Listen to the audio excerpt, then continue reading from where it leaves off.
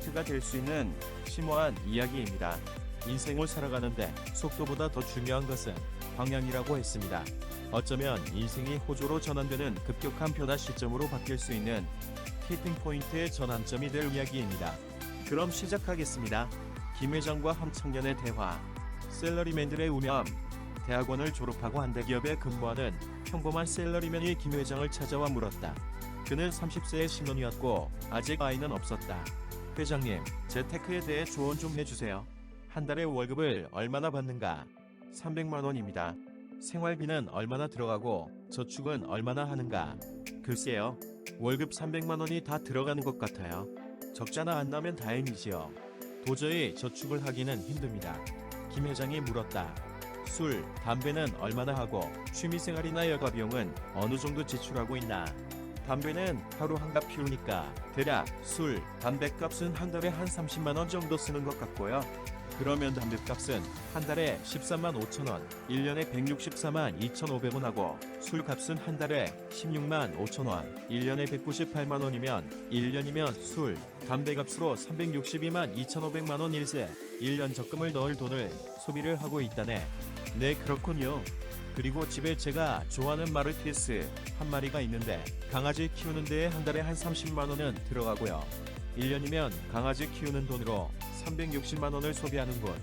그리고 와이프하고 한 달에 한 번쯤은 주말 여행을 하는데 가지고 있는 중고차 한 대의 차량 유지비까지 포함해서 한 30만 원 들어가는 것 같네요. 이것도 1년이면 360만 원을 소비하고 있다면 합해보니 1년에 1,080만 원 정도를 소비하고 있다네. 저는 고학력자이고 10대 그룹선은 아니지만 그래도 상위 10% 안에 드는 대기업 직장인입니다. 친구들에 비해서 절대 과소비하는 편도 아니고요. 그런데 돈이 모이지 않네요. 김 회장은 이 청년에게 일화 하나를 들려주었다. 내가 지금부터 하나의 일화를 말해줄 테니 한번 깊게 생각해보기 바라네. 여행객을 태운 배가 조난을 당해 표류하다가 무인도에 20여 명 정도의 여행객이 발이 묶인 채 머무르게 되었는데 사용 가능한 배는 2인승 나룻배밖에 안 남았고 결국 그 나룻배에 선장과 선원 한 명을 태워 육지로 보내 구조를 요청하기로 결정했네. 선장이 떠나기 전 조난자들이 구조대가 올 때까지 얼마나 버텨야 하나요? 하고 물으니 선장이 답변하기를 여기서 육지까지 아무리 빨리 노를 저어도 한 달은 걸리는 거리니 구조대가 도착하는데 최소한 왕복 2개월은 소요됩니다. 그때까지 남은 식량으로 살아있어야 구조될 수 있습니다. 하기에 남은 조난자 수를 세어보니 20명이었네. 남은 식량을 20명에게 공평하게 분배해본 결과 1인당 정확히 31분 하루 3끼씩 30일이면 90인의 쌀만 남아있었기 때문에 결국 조난자들은 각자가 알아서 90인분으로 60일을 살아야 하는 상황이 된 것이네.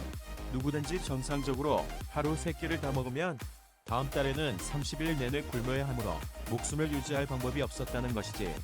그 와중에도 조난자들의 성향에 따라 생활 패턴이 세 그룹으로 나뉘었는데 첫 번째 그룹은 모여서 토론하기를 아무리 배가 고프더라도 허리띠를 졸라매고 앞으로 60일간 먹을 쌀을 적절히 배분하여 하루에 한 끼 반만 먹는 방법으로 60일 동안 생명을 유지하자 라고 합의하였고, 두 번째 그룹은 사람이 하루 3끼를 안 먹고 어떻게 살아, 하루 3끼 먹는 게 당연하지, 에라 모르겠다, 다음 달엔 어떻게 되겠지, 뭐 사람이 설마 굶어 죽기야 하겠어 하면서 일단 하루 3끼를 다 먹기로 했지. 그런데 이상한 것은 세 번째 그룹이었네. 이 그룹은 한술 더 떠서 인생 뭐 있어 즐기고 보자, 하루 3끼를 다 먹을 뿐 아니라 일부 쌀은 데리고 온 반려견이나 애완동물의 먹이로 주었고, 누구는 피부 관리를 한다면서 그 쌀을 갈아서 팩으로 만들어 얼굴에 바르고, 다른 이는 막걸리를 만든다면서 그 얼마 남지도 않은 쌀로 술을 담그기도 하였다네. 김 회장의 이야기를 듣고 있던 청년이 발끈했다. 두 번째 그룹의 행동도 어리석지만 세 번째 그룹은 아예 정신병자 아닙니까? 어디 미친놈이 아니고서야 굶어 죽으려고 작정을 한 것 아닙니까? 한 달만 지나면 바로 목숨이 위험해지는데도 그렇게 한다는 말입니까? 김 회장이 되물었다. 그대 다소 과격하게 말하는군. 정말 그렇게 생각하나? 한 달 후면 쌀이 없어서 굶어 죽을 사람이 나중에는 자기도 없어서 못 먹을 그 귀한 쌀을 개에게나 던져주고 피부 관리나 하고 있다는 것이 말이 됩니까? 김 회장이 대답했다. 그 미친놈이 바로 전예일세. 청년은 사색이 되었다. 네, 회장님, 그것은 또 무슨 말입니까? 지금 저에게 무슨 말씀을 하시는 겁니까? 김 회장이 위일화를 해석해주기 시작했다.